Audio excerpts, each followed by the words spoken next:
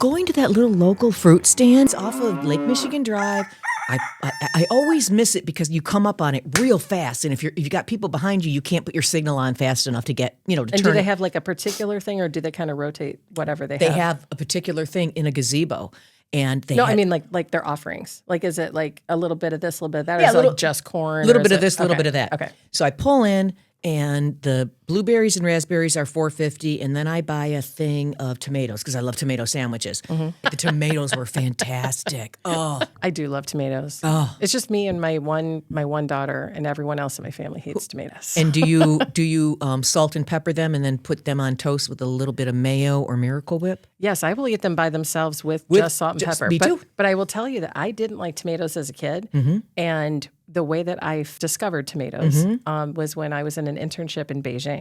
I spent a whole semester abroad in Beijing, which was wild. Yeah, we'll get into that one day, I'm sure. Please. I was chased by skinheads once in the 80s in Paris, but go ahead. So I was out there for 4 months, and the deal is, so it's an English-speaking newspaper. They imported their copy editor. So all of the reporters were Chinese, but they had to have fluent English speakers, native English speakers. So there were people from Canada. There was a lovely couple from the UK, somebody from Australia, me, and I was the intern. And they had like year-long placements. I was just there for 4 months. Okay. But it's a high rise, and they provide you an apartment and the whole deal, all the way up at the top where there was actually a monitor sitting across in a little office across from where the elevator would get in and out, and she would monitor your comings and goings. Oh my goodness. In true communist fashion. But there was a cantina, like a cafeteria in one of the other levels, and there were all other businesses that were in this high rise, and so we all just would gather at the lunch hour, and there would be, all these offerings, and I'm all of 20, and I'm on my own. And I was okay. It's not like I was like scared or freaked out or anything, but it's a little, you kind of have a little bit of insecurities hiding on, inside. And so I was just trying to find familiar foods because I didn't know how to ask, like, what is this? I couldn't read Chinese. I couldn't speak Chinese. Right. I kind of have to fumble my way through this. And I was like, well, I don't really like tomatoes, but I know what those are. Oh my goodness. So I go and I get them, and I see that other people are sprinkling something on there. It was sugar. Oh yeah. And I had never eaten that before. And I tried it, and I was like, I could really dig this. And it's kind of like when you begin to learn how to be a wine drinker. I don't know if you're a wine drinker, but you start sweet, and then you kind of like ease into the savory, and the full bodies and drier, offerings. Right. But kind of start out with like Boone's Farm, and then you kind of ease into the cab. But yeah, that was my tomato journey. Wow. Are we rolling tape on this? Is this... Oh, it is. You say tomato, I say tomato. I am Mary Ellen Murphy from WGHN Radio. And I am Sarah Leach from the Ottawa News Network. This is two J's in a pod. The J stands for journalist. And here we are talking about tomatoes. And Michigan tomatoes are the best. I know. And now you're making me hungry because it's the lunchtime. But whole wheat bread and salt and pepper it. And then I don't care for mayo, but I like Miracle Whip. And then some cold Miracle Whip and toasted. Oh, I had 2 of them yesterday. Well, I kind of like a little bit of crunch. So sometimes I'll throw some lettuce on. Okay, that would be good. Yeah. Okay. Yeah, a little bit of texture. Yep. It's nice, though, to drive home and to see all these local farms. I love that. I do. I love visiting with people and buying fresh produce and all that kind of stuff. So I've been doing a lot of that, and I've been doing a lot of swimming at City Beach all week. It's been awesome. Yeah. I've been eating a lot of corn on the cob. Have you? Yeah. Nice. I eat my body weight in it every summer because I know that it's only here for like 5 minutes and then it's gone. I love it. What are we talking about today? This is a podcast about Ottawa County. Is this the Seinfeld episode where it's a show about nothing? There was a meeting yesterday in Ottawa County. What was that all about? It was the Alignment Committee. Okay. Yes. I didn't watch it. Did you? I did not get a chance to watch it. I know that it was fairly short. Okay. I did talk to one of the commissioners after that. And he told me that, first of all, he said that he listens to the podcast. I'm not going to tell you which commissioner it is. It's going to be a guessing game after we're done recording. And he said that he appreciated the podcast. That's nice. And that he really wants to review policies within the board. And so this kind of, I'm not going to get too far into the weeds about like what particular policy, but this kind of came up in the context of reviewing mileage and approving mileage, right? Oh. And there's a broader question of who is responsible for looking at sort of the business of the board, reviewing some of the more like, mundane operational, administrative tasks and that sort of thing. There seems to be a group that is on the current majority of the board that is like, well, that's administration. We just rely on administration to review these things, They make recommendations on what's working and what's not, and then they forward it up to I think it would go up to Planning and Policy or the Finance Committee, depending on whatever it is that you're reviewing, and then that's when we take it up. Now, there's a sentiment on the within, and I find this interesting with Doug Zylstra, who is the Democrat on the board, and at least a couple of the Ottawa Impact commissioners, and I think Jordan Jaritsma was who's in the current majority. They seem to have a little bit of a different take where we should be a little bit more hands-on on this stuff on the front end and not be so reliant on administration. And I think I know that this sounds like really boring inside baseball, but it is important because that's kind of how Ottawa Impact got elected, right? They criticized the previous, board and administration by saying we're too reliant on these so-called quote unquote experts, and we need to get in there and be more hands-on and be more involved. And we don't want that anymore. And frankly, I do agree to that to a certain extent, because we don't want to revert back to the way that things were going because it was too mundane. Right. It was too predictable. And I think OI does make one good point on their criticisms of previous boards, which is that I think the previous boards were a little too in lockstep. I think some conversations, while not insidious, were happening behind closed doors. And I think that we need to be cognizant of that, and we need to be bringing some of these healthy discussions forward, because then neither side, whether you're progressive or a conservative, can look at this body and say, the fix is in one way or the other. I mean, it's like in journalism, right? We're not necessarily biased. We're not necessarily seeking a particular outcome, but it's more of like the appearance of it.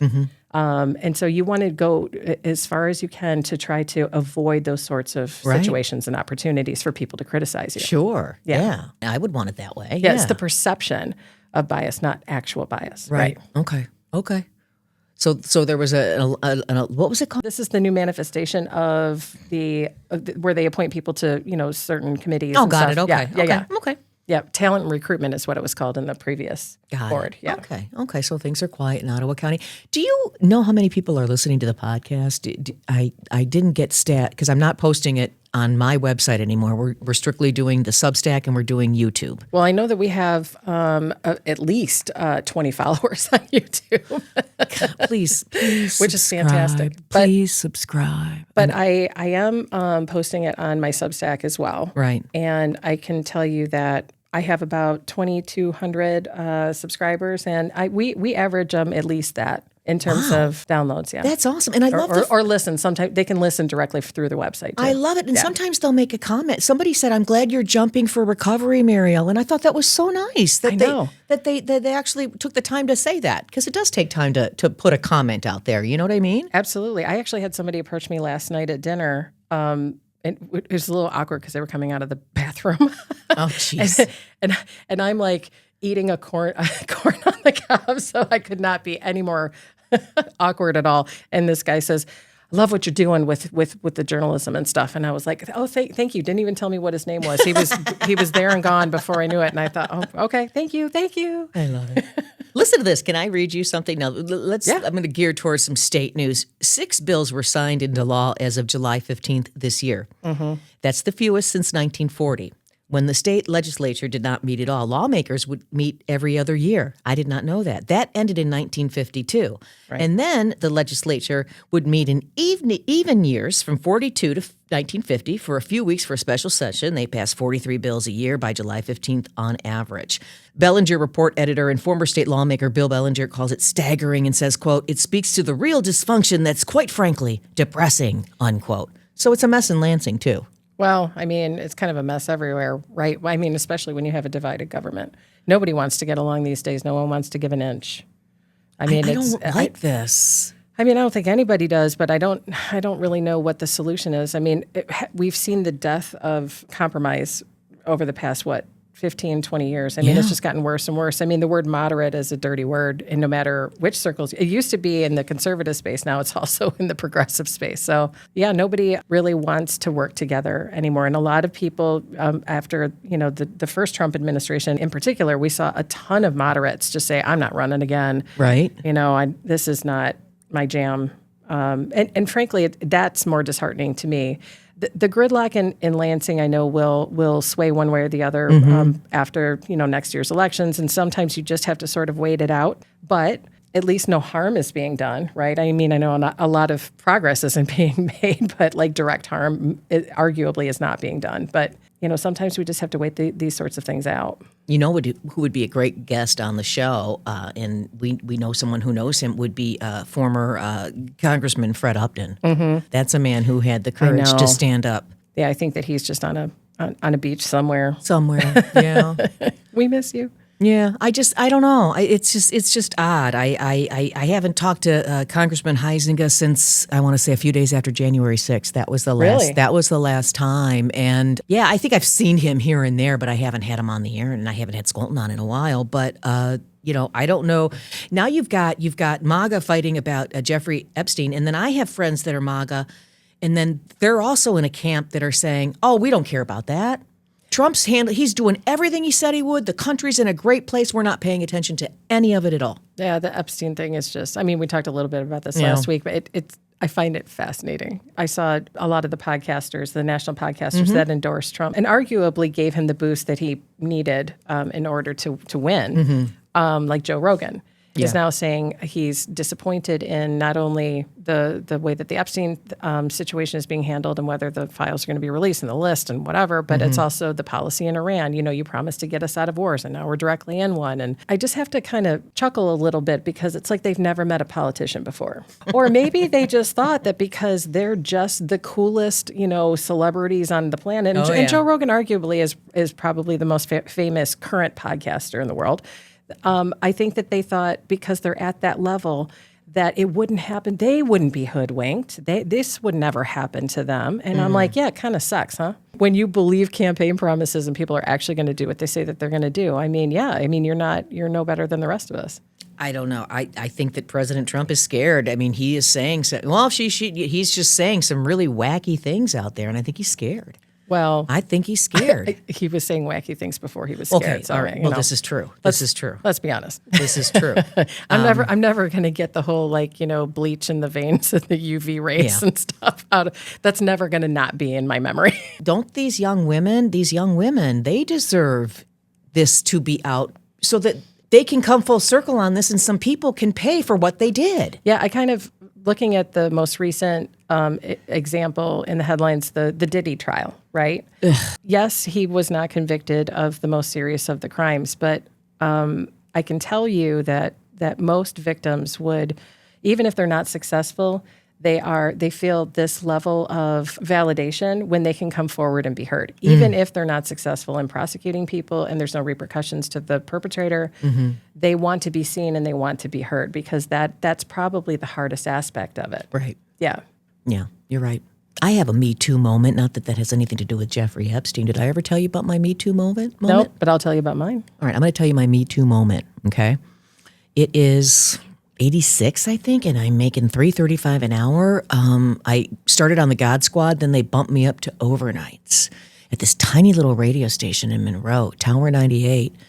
And after about 3 weeks of doing overnights, I get a phone call on the hotline, and it's the owner of the radio station. Mm-hmm. And he's talking and talking about what a nice voice I have, and he wants me to play this weird 11-minute Madonna Love Don't Live Here Anymore song that we don't play. And he's just calling like every hour, and I let it slide. I go in the next weekend. He calls again. I let it slide. Finally, I say something to the future father of my children. This guy's calling. I don't know what to do. Yeah. I come from a background where if you make waves, nobody's going to hire you anymore. Right, you're going to be screwed. You're not ever going to. You're going to be effed. Right. Okay. So he says you need to talk to the general manager. So I'm like, all right. So I go in one day for an air check session, and I say to the general manager. The general manager comes up to me and he says, "Hey, I hear the owner's been calling you." I go, "Yeah, like 3 times an hour, my whole shift." He goes, "Oh, don't worry about him. He's an alcoholic and he has a coke problem."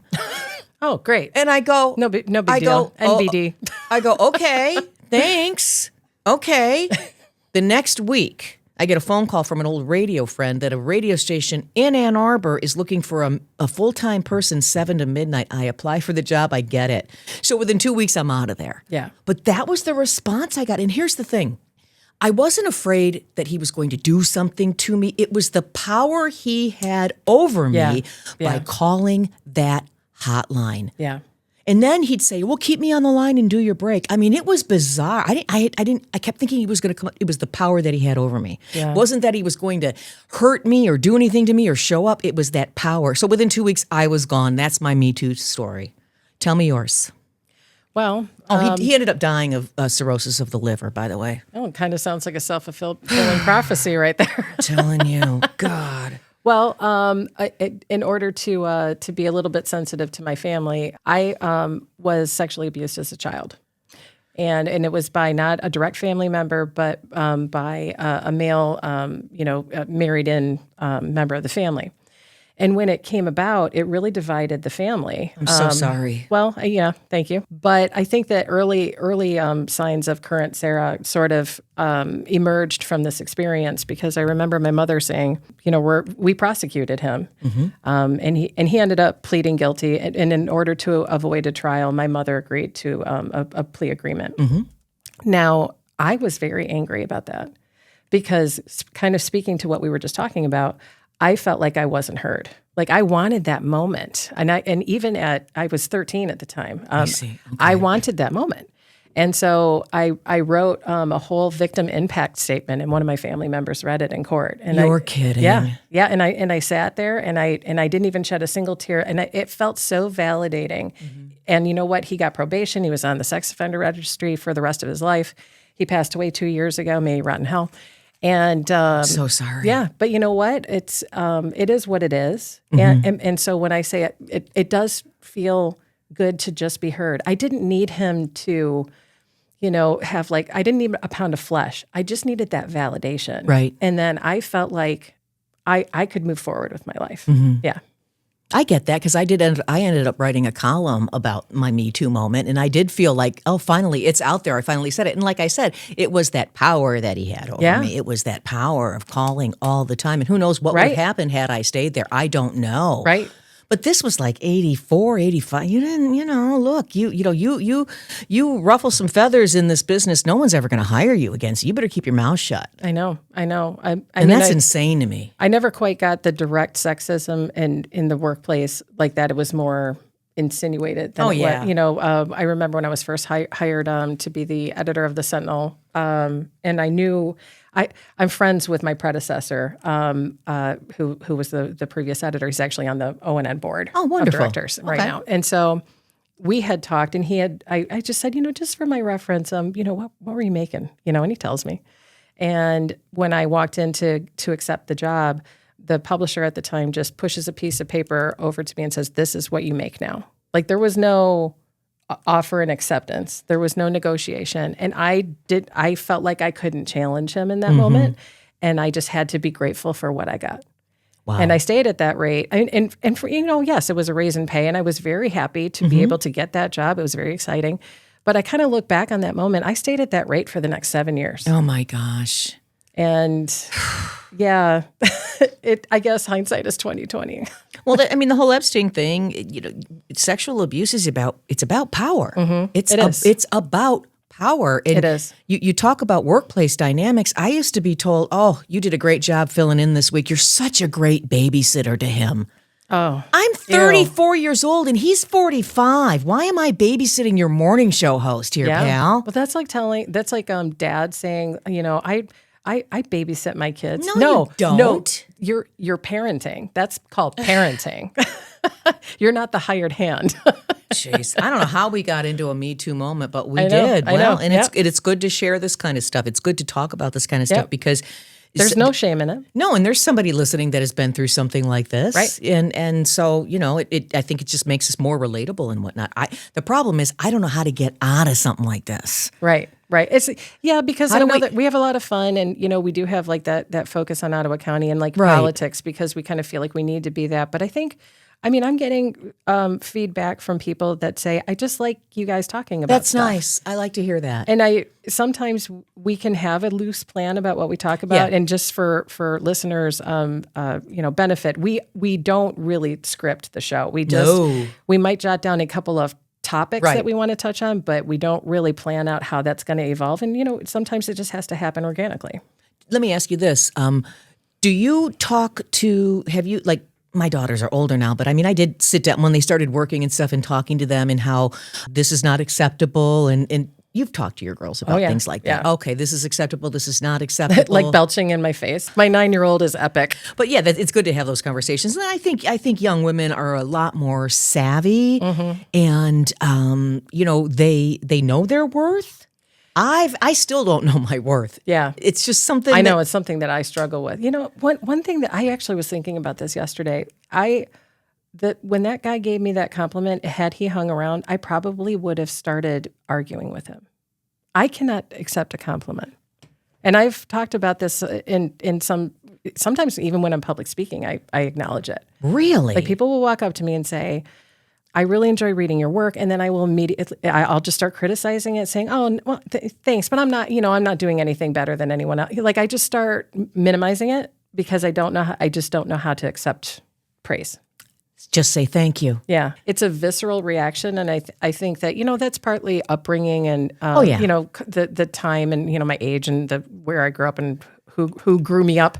Right. But I kind of look at my daughters and I just think, I want them to be able to accept praise, but I also don't want to think that their doesn't stink. How do you find that balance? Like you don't want to have arrogance. No. But you don't want to have insecurity. And that is such a difficult thing to be able to hit as a parent because we don't know how well we did until they're fully cooked and out there in the wild. Right. And then, and they do make some mistakes, but then you see them do things where you're just, wow. Yeah. Like I remember my one daughter telling me about this job and she had a problem with one of the patients and her boss was mansplaining to her is how she said it. And she ended up just getting another job, finishing school, getting another job. And she just moved on to the next job and didn't let it bother her all that much. And I thought, okay, cool. She heard what I said. I'm like, all right. Well, and I think that's really important because whenever I have those moments of self-doubt, like those really like bad ones where just, what am I doing? And,